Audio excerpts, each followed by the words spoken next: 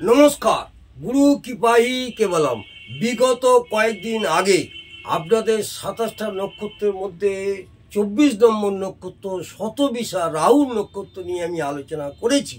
আজকের আলোচ্য বিষয় হলো পূর্ব ভাদ্রপদ নক্ষত্র, 25 নম্বর নক্ষত্র দেবগুরু বৃহস্পতির নক্ষত্র।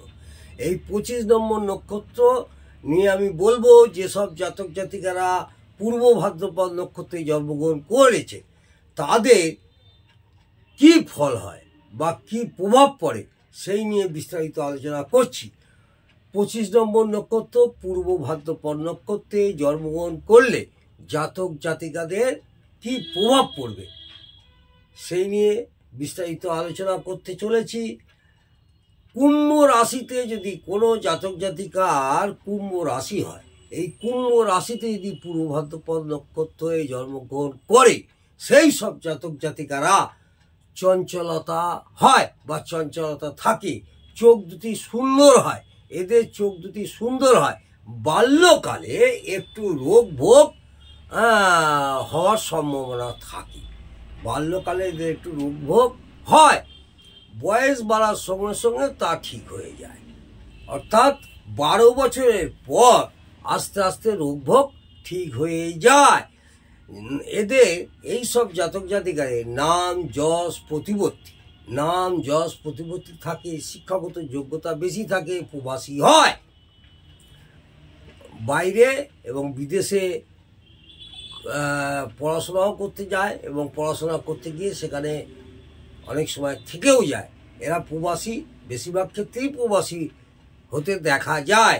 এই সব জাতক জাতিকারা পর উপকারী হয়, পরের উপকারের জন্য এগিয়ে যায় এবং পর উপকারী হয়। বিচার বিশ্লেষণের ক্ষমতা থাকে, এই সব জাতক জাতিকাদের বিচার বিশ্লেষণের ক্ষমতা থাকে। বাল্যকালে আর্থিক অবস্থা খারাপ থাকলেও ভবিষ্যতে ঠিক হয়ে যায়। মধ্য বয়সের পর থেকে এই সব জাতক জাতিকাদের আর্থিক অবস্থায় উন্নতি হয়। মানসিক চঞ্চলতা থাকে, এই সব জাতক জাতিকাদের মানসিক চঞ্চলতা থাকে। পক্ষপাতিত্ব পছন্দ করে, ধন উপার্জনে অভিজ্ঞ হয়, এবং একটু কৃপণ প্রকৃতির হয়। এইসব জাতক জাতিকারা একটু কৃপণ প্রকৃতির হয়। সরকারের সঙ্গে সম্পর্ক থাকে, বিপরীত লিঙ্গের প্রতিও একটু আকর্ষণ থাকে। আবার 25 নম্বর নক্ষত্র পূর্ব ভাদ্রপদ নক্ষত্র যদি মীন রাশিতে পূর্ব ভাদ্রপদ নক্ষত্রে জন্মগ্রহণ করে কোনো জাতক জাতিকারা, মীন রাশিতে যাদের মীন রাশি তারা যদি পূর্ব ভাদ্রপদ নক্ষত্রে জন্মগ্রহণ করে তাহলে উচ্চ মনা হয়, উচ্চ মন, উচ্চ আকাঙ্ক্ষা, উচ্চ মনোভাব এদের থাকে। সরকারের সঙ্গে সুসম্পর্ক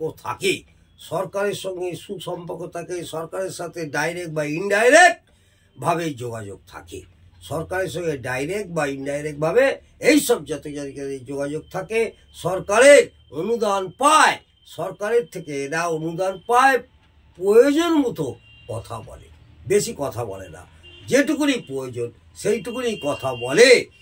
ব্যবসা বাণিজ্যের অভিজ্ঞতা থাকে, এইসব জাতক জাতিকাদের ব্যবসা বাণিজ্যের অভিজ্ঞতা থাকে বা অভিজ্ঞ হয়। ব্যবসা বাণিজ্য এরা করতেও ভালোবাসে। সুগন্ধি দ্রব্য এরা পছন্দ করে। দয়া দাক্ষিণ্য বা দয়া মায়া দাক্ষিণ্যতাও এদের মধ্যে থাকে। এদের মধ্যে একটা দয়া, মানুষের প্রতি একটা ধ্যান দয়া দাক্ষিণ্য এদের মধ্যে একটা থাকবে। এইসব জাতক জাতিকাদের দেখতে শুনতে এরা ভালো হয়, তুলনামূলকভাবে এরা দেখতে শুনতে একটু ভালো হয় বা রূপ থাকে, রূপ এদের দর্শনদারী হয়।